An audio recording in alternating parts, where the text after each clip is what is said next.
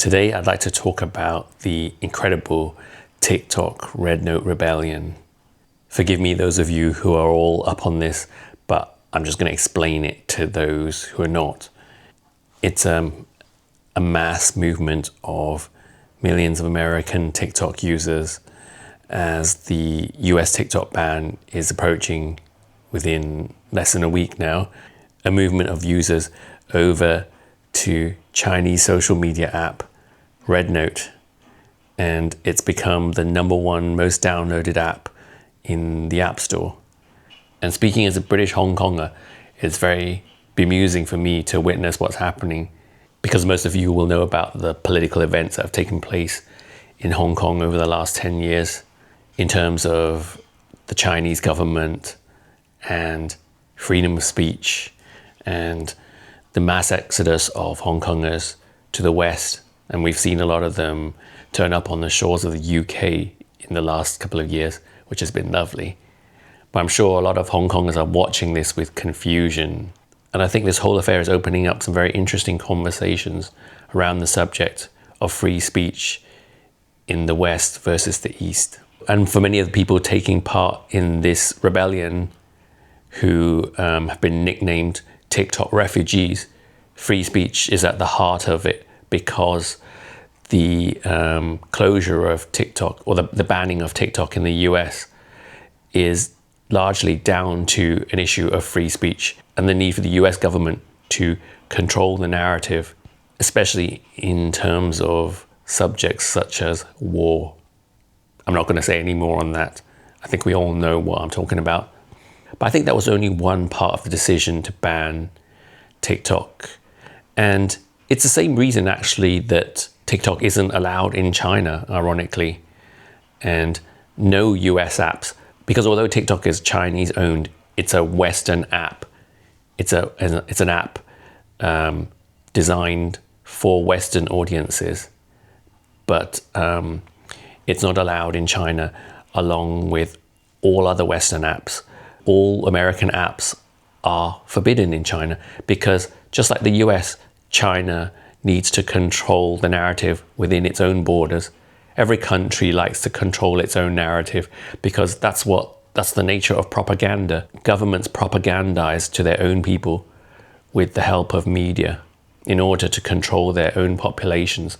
And there's also international propaganda outside of your own nation, which is also known as soft power, which is arguably one of the major incentives for China with regard to TikTok, to be able to influence Western perceptions of China, which I think have been much more favorable since the rise of TikTok, because the Chinese have been able to counteract a lot of the anti-Chinese rhetoric pushed by America using TikTok and flooding people's feeds with positive content about China, which I think is a good thing, because despite the obvious flaws of the Chinese system, which I won't go into here, I think we all know about those, there are many positives about life in China and Chinese culture and the Chinese people.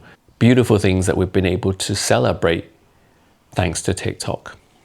So for many TikTok users, the decision to sign up with RedNote, Chinese app owned by the CCP, because all big businesses in China are run by the CCP, the decision to join RedNote was an act of rebellion against the US government's decision to take away their beloved TikTok. And for some, as I said, it was about free speech, but others just resent the fact that their favorite app is being taken away from them. Because a lot of people don't engage in any political conversation on TikTok, but just use it for fun, because it is a wonderful app full of really joyous content, if that's what you engage with.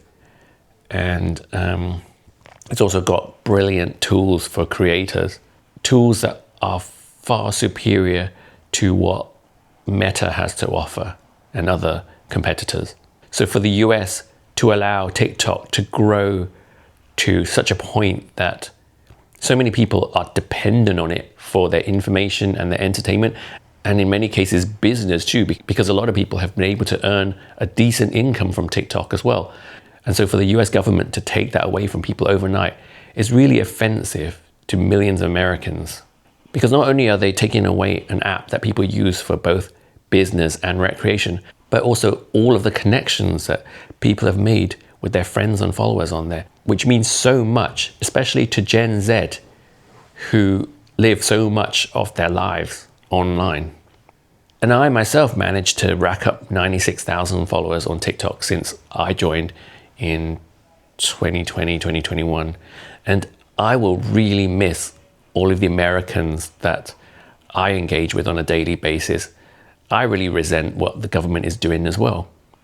But these numbers are easy come, easy go, as I've learned myself, having built up also 78,000 followers on Instagram, only to lose them overnight when my Instagram account got banned. So I also have a gripe against Meta and two-faced Mark Zuckerberg, who's now speaking against censorship when he banned so many of us from his apps for speaking about important truths at a time when he was working in collusion with the Biden administration to censor millions of users who dared to question the official narrative on so many things that we were being lied to about. But as I was saying, TikTok has been great for China's soft power, for its global image. And the irony here is that the US government has apparently decided that not every American is going to be banned from TikTok, because the biggest US influencers who currently use TikTok, people like Mr. Beast, apparently are still going to be allowed to continue using TikTok after the ban, because they are essentially US government propagandists. And so they're going to be continuing to push American propaganda out to the rest of the world, while Americans are not allowed to use the app themselves. They will be pushing US propaganda to other countries in the same way that the Chinese do with their international soft power influencers. It's so ironic, isn't it, when you think about it?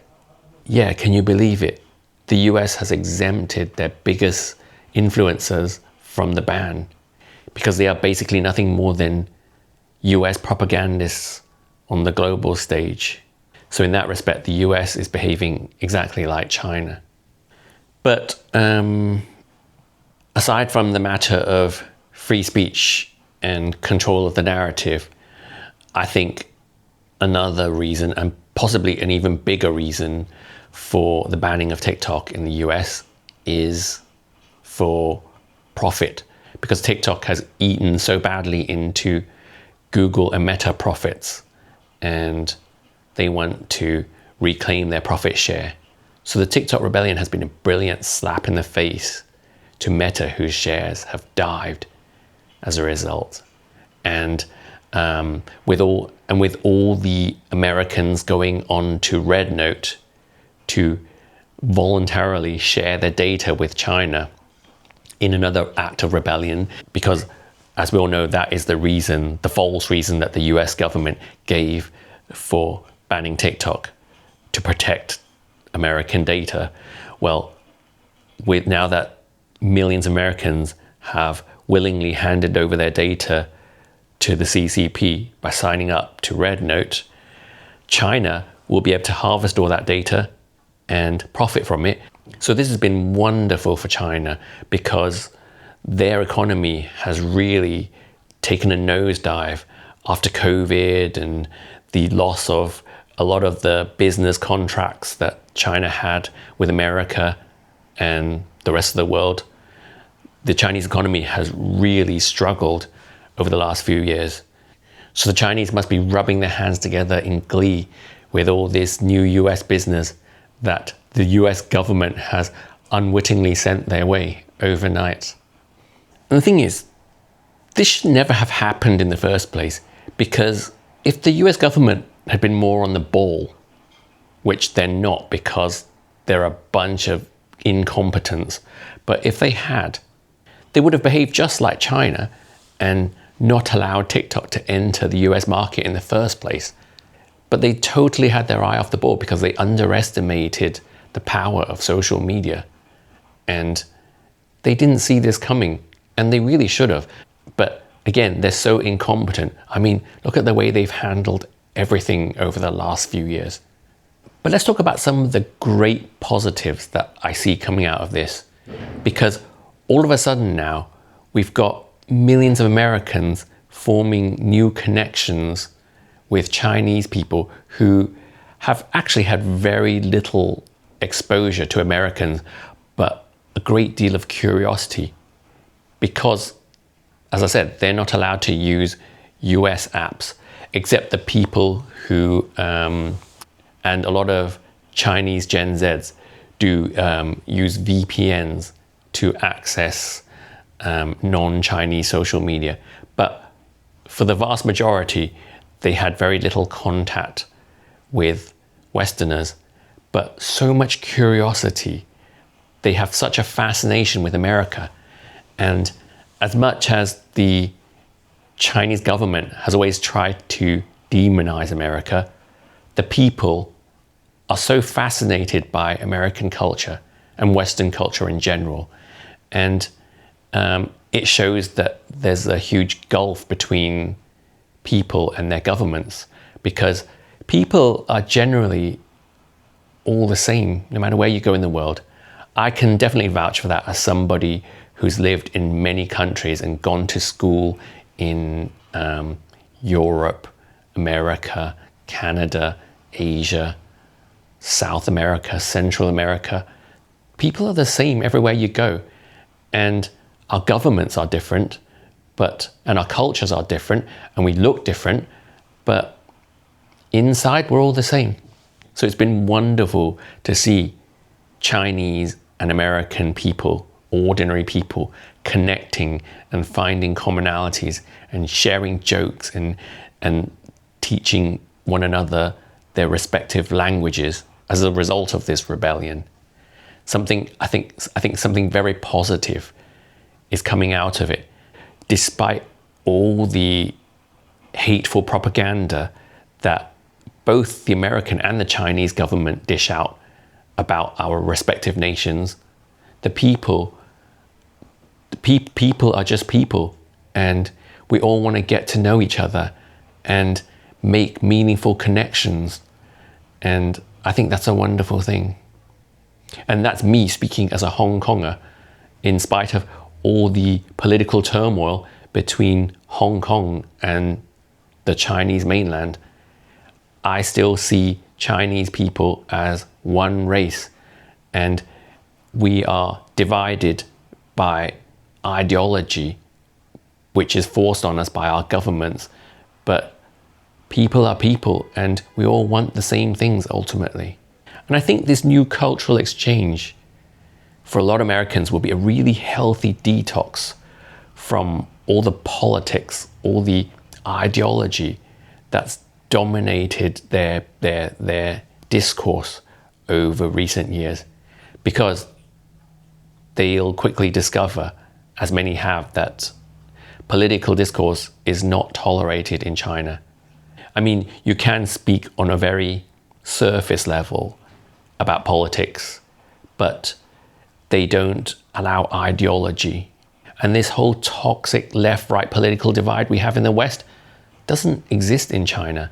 And for all the horrors of a dictatorial government, there's something to be said about one-party rule, where the population isn't divided between left and right and constantly fighting amongst themselves when they should be standing up to injustice together. And I've said many times in my videos that the true fight isn't left versus right, but up versus down. And that is something that I'm hoping that Americans will learn on RedNote, that we are all united in our oppression, and we shouldn't be fighting one another over it, because we all want the same thing. And we need to hold our institutions to account. We need to fight the power together. And that's what the US, the entire West, is so intent on keeping us divided between left and right, so we don't rise up against our single oppressors at the top. And maybe Americans will learn this lesson through their experience on RedNote and through not being able to engage in left-right nonsense. And another thing that's not allowed in China is woke ideology. In fact, most of Asia has actively fought to keep US wokery out of their countries. RedNote will not tolerate, no Chinese social media app tolerates wokeness. The Chinese do not do identity politics. And I think that's a great thing.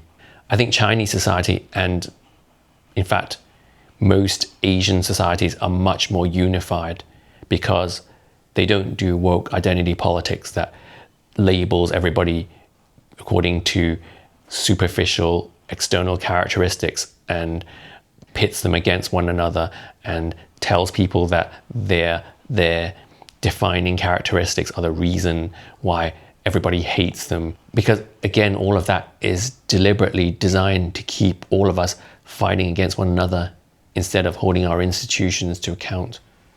And I think this kind of sheds an interesting light on what is the true meaning of freedom, because we place so much emphasis on freedom of speech, rightfully so, because we need free speech to be able to call out injustice.